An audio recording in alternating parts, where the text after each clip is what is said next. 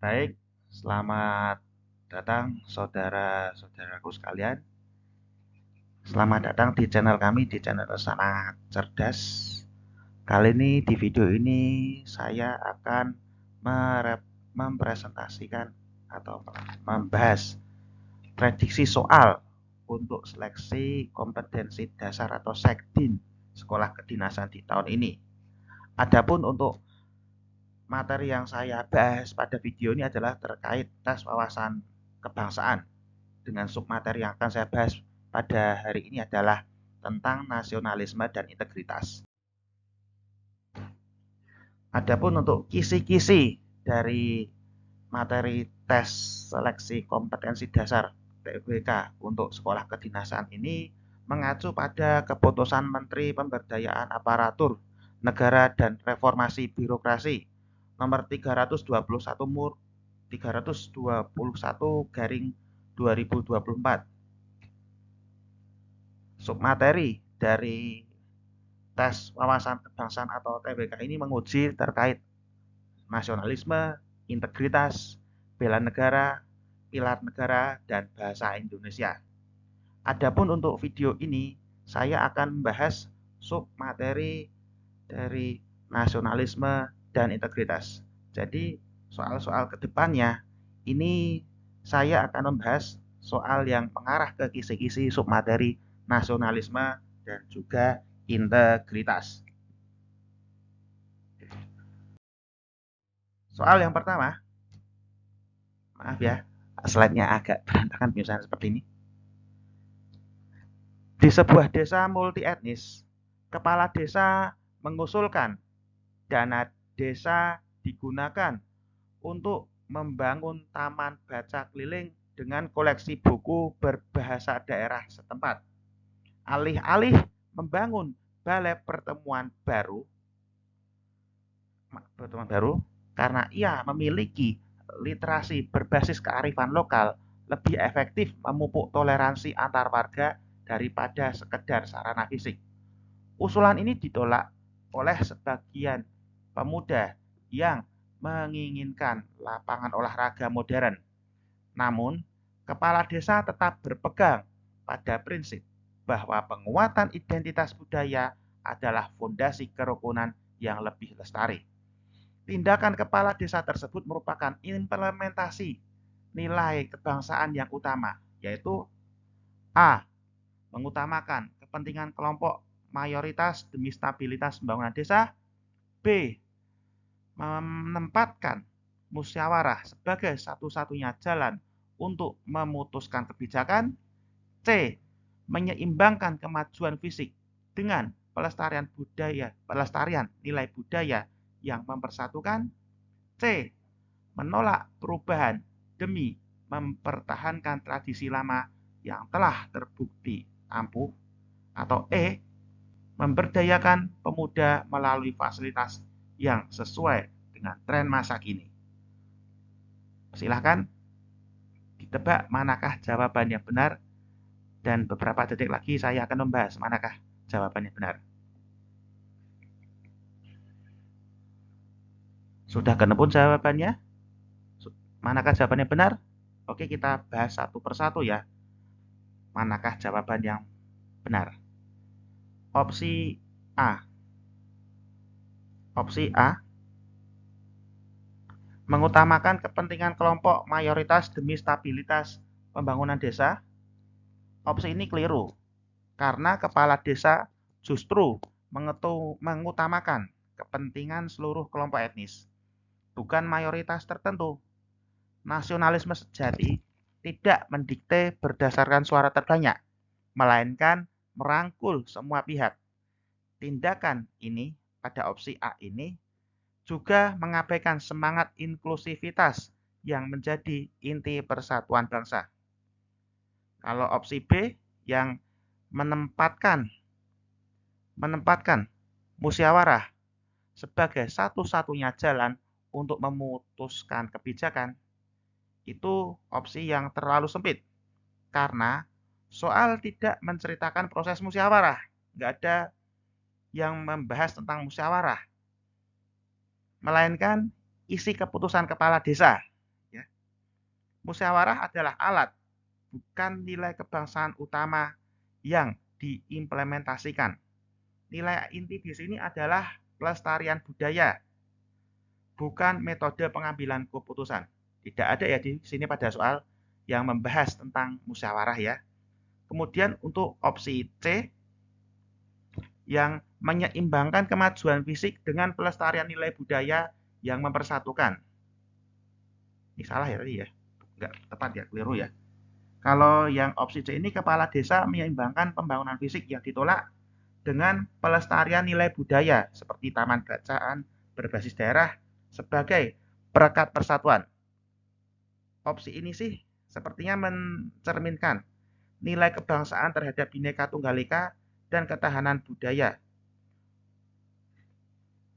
Ini sepertinya opsi yang cukup masuk akal, kita simpan dulu ya ini. Kita simpan dulu, kasih tanda bundar. Terus kalau opsi D, menolak perubahan demi mempertahankan tradisi lama yang telah terbukti ampuh. Kalau opsi yang ini keliru, karena kepala desa tidak menolak perubahan, melainkan memilih inovasi berupa taman bacaan keliling yang justru baru. Ia juga tidak berkutat pada tradisi lama secara membabi buta, tetapi pada nilai budaya sebagai perekat sosial. Sikapnya adalah adaptif, bukan reaksioner terhadap kemajuan. Jadi ini keliru ya, salah ya. Nah, kalau opsi E, memberdayakan pemuda melalui fasilitas yang sesuai dengan tren masa kini. Ini malah salah, karena fokus kepala desa adalah pada kerukunan antar warga, bukan pada pemberdayaan pemuda secara khusus. Lapangan olahraga modern mungkin ngetren untuk saat ini ya, tapi tidak menjamin toleransi lintas etnis. Prioritas beliau selaku kepala desa adalah kohesi sosial, bukan popularitas kalangan untuk generasi tertentu. Jadi ini salah ya. Nah, opsi A tadi ya terkesan keliru ya. Jadi jawabannya benar itu adalah yang C, menyeimbangkan kemajuan fisik dengan pelestarian budaya yang mempersatukan. Jawabannya benar adalah yang C ya, menyeimbangkan kemajuan fisik dengan pelestarian nilai budaya yang mempersatukan. Kemudian soal yang kedua. Soal berikutnya, saya bacakan soalnya. Pemerintah Provinsi Kalimantan Timur mencanangkan gerakan satu warga satu pohon endemik untuk merehabilitasi hutan adat yang terbakar dan melibatkan siswa sekolah menengah untuk menanam pohon ulin sebagai simbol ketahanan bangsa. Seorang kepala desa mengusulkan agar diganti dengan pohon eukaliptus dari luar negeri karena pertumbuhannya lebih cepat dan lebih ekonomis. Meskipun pohon ulin adalah identitas budaya Dayak di Kalimantan sana. Keputusan bijak yang mencerminkan nasionalisme ekologis adalah manakah? Pilihannya? Apakah A, menerima usulan eukaliptus demi pemulihan lahan secara cepat dan keuntungan jangka pendek? B, tetap menggunakan pohon ulin karena melestarikan keanekaragaman hayati dan warisan budaya bangsa? Ataukah C, menanam kedua jenis pohon secara bergantian di lahan yang berbeda untuk membandingkan hasil?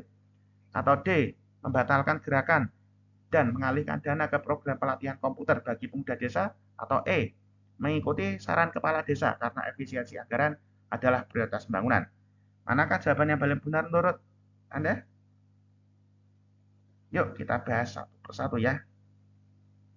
Kalau opsi A, menerima usulan eukaliptus demi pemulihan lahan secara cepat dan keuntungan jangka pendek, ini salah. Salah ya. Karena menerima eukaliptus ini berarti mengorbankan identitas budaya Dayak demi keuntungan ekonomi sesaat yang bertentangan dengan nasionalisme yang menjunjung kedaulatan hayati dan budaya. Pertumbuhan cepat tidak menjamin kelestarian ekosistem asli, karena eukaliptus justru dikenal menguras air tanah dan mengubah kesuburan lahan. Kalau opsi B, tetap menggunakan pohon ulin, karena melestarikan keanekaragaman hayati dan warisan budaya bangsa. Sepertinya dia cukup tepat nih ya, karena pohon ulin itu adalah spesies endemik Kalimantan yang memiliki nilai historis, budaya, dan ekologis yang sangat melekat pada identitas suku Dayak sebagai bagian dari kekayaan bangsa Indonesia. Apalagi pohon ulin ini terkenal menjadi dikenal sebagai pohon besi karena pohon ulin ini digunakan sebagai fondasi bangunan perumahan di Kalimantan sana karena Kalimantan sana ini mayoritas adalah lahan gambut. Kemudian untuk opsi C ini opsi C ini terkesan salah ya. Karena menanam kedua jenis secara bergantian itu menunjukkan sikap kompromi tanpa prinsip. Karena dengan melegitimasi kehadiran spesies asing di lahan adat yang sakral, perbandingan hasil tidak relevan. Karena nilai budaya dan sejarah pohon ulin justru menjadi tujuan utama gerakan, bukan produktivitas kayu. Jadi yang C ini salah ya. Terus kalau opsi D, membatalkan gerakan dan mengalihkan dana ke pelatihan komputer itu adalah pelarian dari tanggung jawab rehabilitasi hutan adat yang terbakar akibat ulah manusia. Nasionalisme tidak mengenal dikotomi antara pendidikan teknologi dan pelestarian lingkungan, karena keduanya bisa berjalan secara paralel. Jadi yang D ini salah ya. Terus opsi E, mengikuti saran kepala desa berarti menempatkan efisiensi anggaran di atas kelestarian identitas budaya Dayak yang menjadi bagian dari kekayaan nasional. Nasionalisme sejati tidak mengorbankan nilai kearifan lokal demi hitungan ekonomi praktis yang bersingkat jangka pendek. Jadi ini salah ya. Jadi opsi yang benar itu adalah opsi yang B. Tetap menggunakan pohon ulin karena melestarikan keanekaragaman hayati dan warisan budaya bangsa. Baik teman-teman, ini jawaban yang benar yaitu opsi B, tetap menggunakan pohon ulin karena melestarikan keanekaragaman hayati dan warisan budaya bangsa. Inilah pembahasannya seperti yang saya sampaikan tadi ya. Kemudian, sebentar, ada sedikit iklan. Dapatkan, yuk teman-teman yang mau mempersiapkan secara baik-baik SKD untuk seleksi sekolah kedinasan, kami menyediakan paket belajar untuk mempersiapkan seleksi kompetensi dasar atau SKD pada sekolah kedinasan tahun 2026 ini. Isi paket dari paket belajarnya adalah ada 3 paket tryout latihan soal SKD untuk seleksi sekolah kedinasan tahun 2026 dengan standar HOTS beserta kunci jawaban dan juga pembahasan. Teman-teman sekalian nanti bisa mendapatkan paket ini pada link deskripsi yang terlampir di video ini atau lewat kanal link.id/semangatCASN. Oke. Lanjut untuk materi berikutnya. Kalau sekarang dengan topik integritas. Nah, kalau tadi nasionalisme, sekarang tentang topik integritas. Soal yang pertama, seorang guru muda Gen Z mengelola kelas daring dengan sistem penilaian otomatis. Namun mendapati banyak siswa menyontek melalui grup media sosial. Ia mengetahui bahwa tindakan itu terjadi karena tekanan nilai dari orang tua. Tetapi ia juga terikat sumpah jabatan untuk menjaga objektivitas penilaian. Tindakan paling bijaksana yang mencerminkan integritas tinggi bagi guru tersebut adalah, monggo silakan jawab, manakah jawaban yang benar menurut Anda?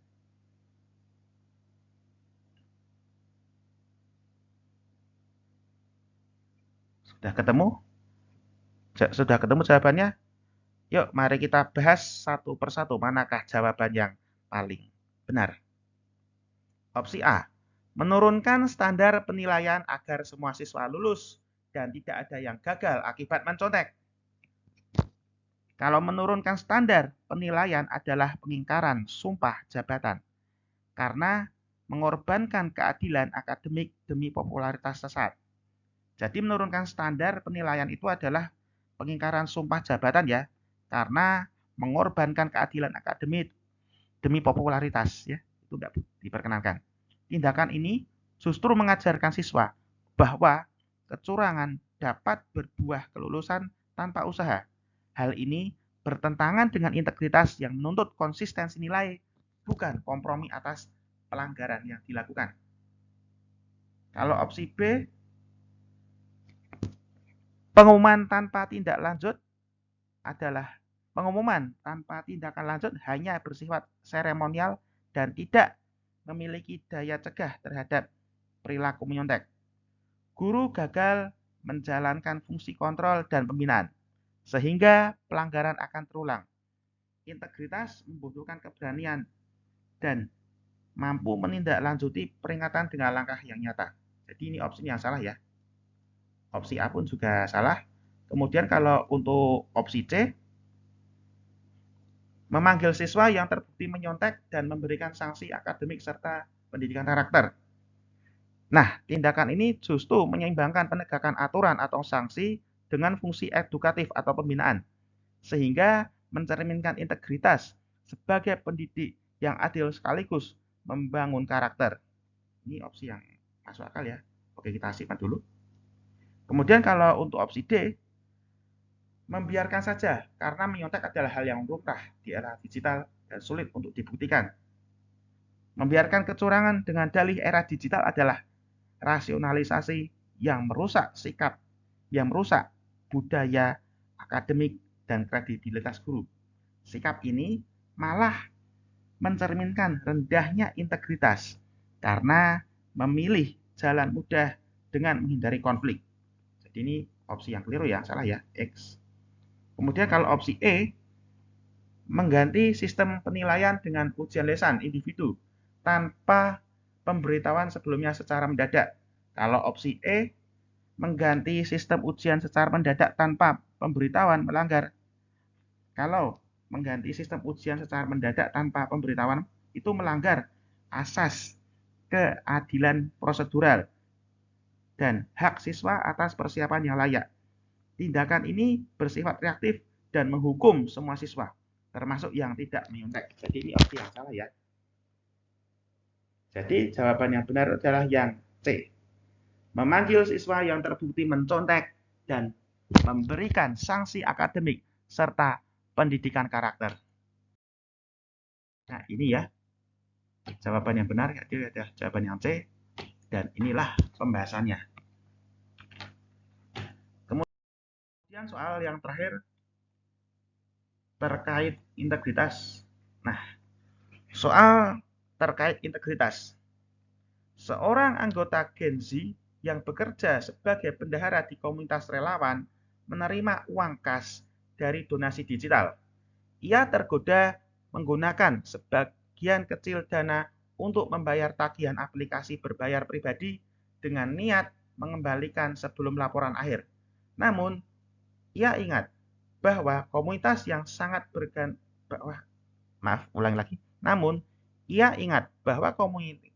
bergantung pada transparansi laporan untuk kepercayaan publik. Tindakan paling integratif yang harus ia lakukan adalah, itu ada 5 opsi jawaban. Silakan pilih manakah yang paling benar menurut Anda. Oke, kita bahas satu persatu manakah jawaban yang paling tepat. Kalau A, meminjam dana sebentar dan mengembalikan tepat sebelum audit agar tidak terdeteksi. Nah, kalau opsi ini, meminjam dan mengembalikan sebelum audit tetap merupakan pelanggaran karena dana digunakan di luar tujuan tanpa otorisasi. Tindakan ini hanya mengejar formalitas administratif, bukan substansi dari kejujuran tersebut. Jadi ini opsi jawaban yang salah ya, X. Kemudian kalau opsi B, mengganti uang yang dipakai dengan uang pribadi tanpa mencatat agar tidak merusak laporan. Nah, ini malah jawaban yang salah. Mengganti dengan uang pribadi tanpa catatan justru menghilangkan bukti pertanggungjawaban dan merusak audit trail. Hal ini sama dengan menutupi pelanggaran, bukan memperbaikinya. Karena laporan menjadi tidak sesuai realita yang ada. Jadi ini opsi yang salah ya. Terus kalau opsi C, tidak menggunakan dana tersebut dan segera menyusun laporan keuangan secara akurat dan periodik. Nah, tindakan ini murni mencerminkan integritas karena menjaga pisah tegas antara dana publik dan kepentingan pribadi tanpa kompromi. Menyusun laporan secara akurat dan periodik juga membangun budaya transparansi yang menjadi fondasi kepercayaan komunitas. Ini mungkin benar ya. Kita simpan dulu. Kita lihat opsi lain bagaimana. Menggunakan dana tersebut tetapi menganggapnya sebagai utang pribadi yang akan dicicil secara perlahan. Menganggapnya sebagai utang pribadi adalah pembenaran subjektif yang tidak memiliki dasar hukum dalam pengelolaan kas komunitas. Dana donasi memiliki ikatan spesifik tujuan, sehingga ia tidak bisa diperlakukan seperti pinjaman antar teman. Jadi ini opsi jawaban yang salah ya. Nah, opsi E bagaimana? Meminta persetujuan ketua komunitas secara lisan agar penggunaan dana menjadi sah dan informal. Persetujuan lisan tanpa pencatatan resmi tetap cacat prosedur karena tidak ada bukti sah dan rentan disalahgunakan di kemudian hari.